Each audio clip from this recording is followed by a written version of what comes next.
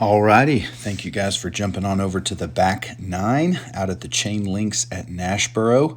My name is Blake Waldron. I'm out here with Justin Bunnell, and we're going to jump right in. This is hole 10, 502 feet. It is a par 4. Really, you want to play out to this right side. There's an OB cart path left and right as well that kind of funnels once you start getting to the green. I hung mine a little bit wide. Justin makes a good correction here. But we're both going to be in pretty good spots. And then you really just play through those trees. You can see the basket straight ahead, just a little upshot. Justin turns it over, but it actually cut rolls from out of bounds back in. So he's going to have a look for his birdie. I went, like I said, a little bit wide, so I have this just kind of out over the OB upshot and really let it go early, really early. And luckily missed a tree down there that would have just popped me right OB. Gives me this 25-footer. If you missed the front, you should go check that out because we are putting on strike zones, which, as you can see right there, well, you're not going to make all the close ones like you'd feel real confident with on a normal size basket. So it makes the round really interesting. I personally like it. I like the change up. Makes for a fun round. So me and Justin are going to take our pars here to start the back nine. Jump on over to hole 11, 241. It's got a really tight gap. You can't really tell from the angle I'm shooting here, but you got a pretty tight gap through some trees. I hit that, but am well short of the basket. Justin is throwing his A2, 300 A2, and we are going to be right next to each other with a little, I'd say it's like 40 feet. Scary putt because you've got OB down on the right side, and Justin grabs some chains, but you got to hit center for these to stick. So his is going to be just a little bit long coming back for his par. I've got just about the same distance. Trying to give it a little soft bid here, and just a little bit wide. Never really gave it a chance. So I'm going to tap this in. Barely. Just snuck it over. Justin's going to swing for his par right here, which would move us on to hole 12. There he goes. Hole 12 is going to be a par 5, 676 feet, but it is way uphill. I don't think it's the most difficult par 5. You're really just putting something out in the open, but it is just so uphill that getting there in 2 shots is real tough. Justin's going to play this right gap and flex it over to the right side. That cart path is not OB on this hole. Everything's pretty open. And there is a little rock, I'll call it a cliff, I guess, where the basket's set up in those trees. And I did not get any turnover like I was looking to get, and so bailed out left. Justin's over on the right side. Now, he is throwing over a golf green. Really doesn't come into play that much, but he throws a really good shot here. Gets a full flex with, I believe it's at D1. It's going to give him a putt. So I'm throwing just a little upshot here and just hit that rock ledge that the basket's on. Leave me a pretty close one for an easy birdie. Justin's got this for eagle. Now that one I felt like should have hit. So it gets a pretty unlucky splash there. So we're just both going to take birdies. I think he had already cleaned up his tap in, but we'll take the birdies. Moving on to hole 13. This is another par 5, and this is the opposite. We are going way downhill. So there's a cart path that runs down that left side that's OB that can come into play if it bails out left. So I just play it safe down to the right side. I'm throwing a D2 on mine. Justin's ripping on a D1, and there it is. It leaks out to that left side, and that goes OB over that cart path down there. Pretty easy to do off this tee, to be honest. You got to really commit to a turnover. So this is Justin with a D3. The basket is up around those trees on the right side, and so he turns it over into the tree line. Give him a look at birdie, and I'm throwing a D1 here, forehand. Just kind of hang it out. There's a sand trap that it goes over right there that does play as OB, but I mean, it can't come into play. It really shouldn't, I don't think, but but it definitely has, it's gotten me before. This is Justin. He's throwing a P Model S. He throws that quite a bit for that range, and it was a really good line. It just clipped the bottom of those trees. And this is me for eagle. I got a really good skip, and I will take the left side. I'll take the eagle 3 there. Feels pretty good. I think it was actually the first time I've eagled this one. I think, if we're bringing out top tier pros, I think you make this a par 4. But for, say, the mass public, I think it's a pretty fair par 5.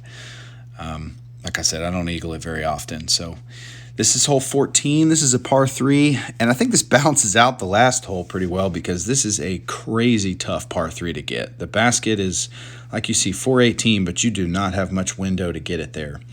It's just kind of straight down there, a little bit on the right side. And Justin goes, it kind of looks like a gap from here, but I have never seen anybody throw it that way. It's either the wide hyzer on the right side or the forehand that I took, and he just pured it. I actually hit a tree short, so that's why I'm throwing from this far. But that's a P Model US, and I'm just putting it right up there, right in that dunk range. That's what I want on these baskets. And this is Justin's drive, which I seriously have never seen anybody this close. Ooh, and just barely misses right side. That's that same P Model S. So we're just going to take our pars, but really a par's fine on this hole. I'm really not playing for anything besides a 3. So hole 15, 293. This is a fun shot. I like it a lot. Low ceiling. There's a river. It's a creek. It's not a river that runs on the left side that I thought I skipped into right there. You really want to play your miss is to the right.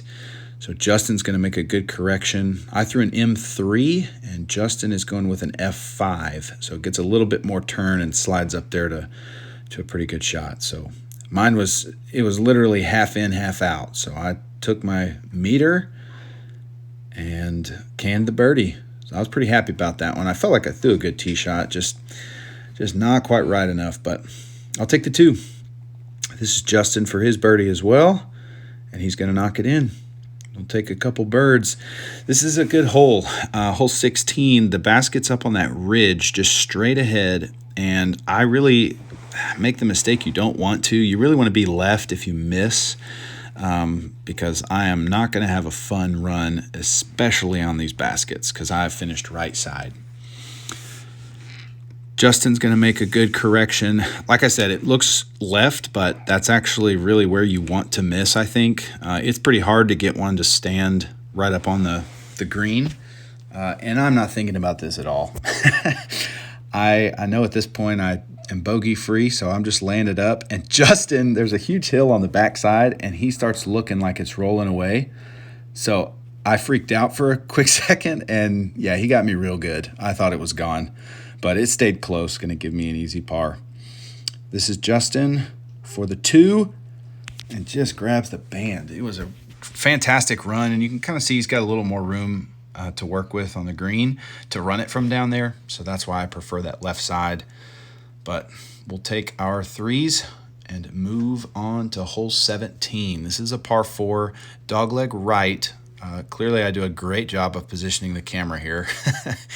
And you just want to throw a forehand or even a putter, just something that goes straight or moves right. And I juiced mine a little too much, so I'm deep into the fairway, a little long of where the dog leg comes in. Justin makes an incredible correction here, just throws putter, turns it over right down that right side. He's going to be in a great spot. And so the basket's in those trees, but like I said, I went long, and so I had to throw, this is an A3, a 750 A3, and just kind of push one pretty hard left, and it got a good skip, so it actually put me in a great spot to save the birdie. This is Justin. He's looking down the alley that you want, but just doesn't quite hit the gap, hits the tree, and he's just going to have a layup to take a par here. And that's what he's going to do. Nice little flick shot with that P Model S. And this is where my A3 landed, so I was pretty stoked about this one. I don't typically birdie this one a ton, so I was happy to get it. It's a good little hole. The tee shot's got to be in a pretty good spot to get that gap that you can see right there. So jumping to 18, last hole. This is uphill, 221, a lot of trees. I hit the line I wanted. I'm throwing a mac and cheese M4, putting it out on that left side, try and get a birdie to finish the round.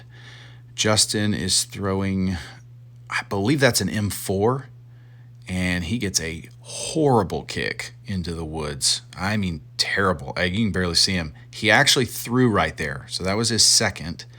This is his third to just chip out. I mean, it's just absolutely nothing over there. So he chips out, and this is for bogey. Just another little flick approach, just putting something up there to wrap up the round. You can see he's pretty stoked about it. Had a rough finish, but he takes it well and was a good sport about it. And that is real sad. That was for a 10 down. Obviously wish I had that one back, but that's all right. I'm happy with my round overall. And Justin's going to tap out a 5. And we'll get to the card here to wrap us up. I finished, like I mentioned, 9 down. Justin finished 2 over. I do want to say this was Justin's first time out here.